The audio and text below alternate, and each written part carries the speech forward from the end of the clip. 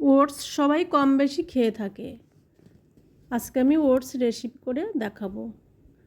দেখো আমি এখানে কিছুটা পরিমাণে দুধ নিয়ে নিয়েছি, একটা আপেল আর কিছুটা ওটস নিয়েছি, আর আমি চিনি নিয়ে নিয়েছি। প্রথমে আমি দেখো দুটো কাজুকে ভালো করে কুচো করে নেব,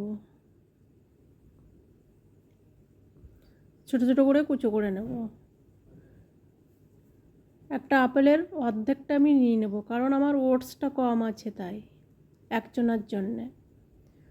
ওটসটা আমি প্রতিদিন সকালে খাই। আর দেখো আমি খুব সাধারণভাবে খুব তাড়াতাড়ি একটা রেসিপি আমি করে দেখাবো।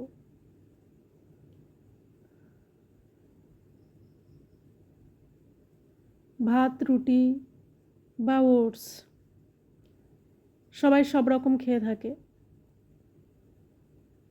এটা খুবই স্বাস্থ্যকর, ফ্যাটি কমানোর জন্যে ওটস আমাদের শরীরের পক্ষে খুবই উপকার। আপেলটাকে আমি কুচো করে নিয়েছি, এটা আপেল না দিলেও হয়।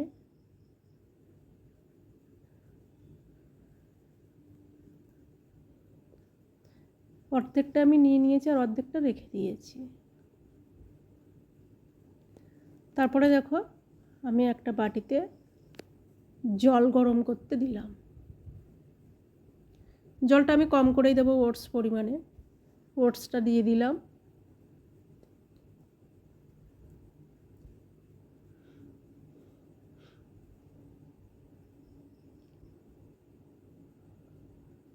তারপর আমি দুধ দিয়ে দিলাম।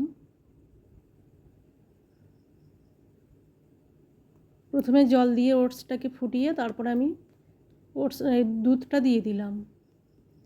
তারপরে দিয়ে দেবো আমি চিনিটা, একসাথে মিক্সড করে নেব। পরে আমি দিয়ে দেবো কাজু।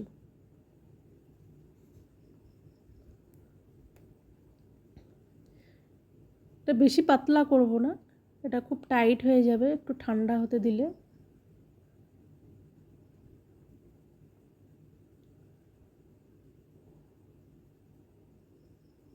কত সুন্দর একটা কালার এসছে, ঠিক পায়েসের মতো হয়েছে দেখতে।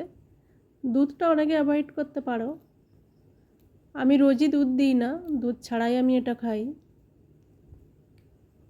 একটু ঠান্ডা হয়ে এসছে, আমি দিয়ে দিলাম উপর থেকে আপেল কুচোটা ছড়িয়ে দিলাম।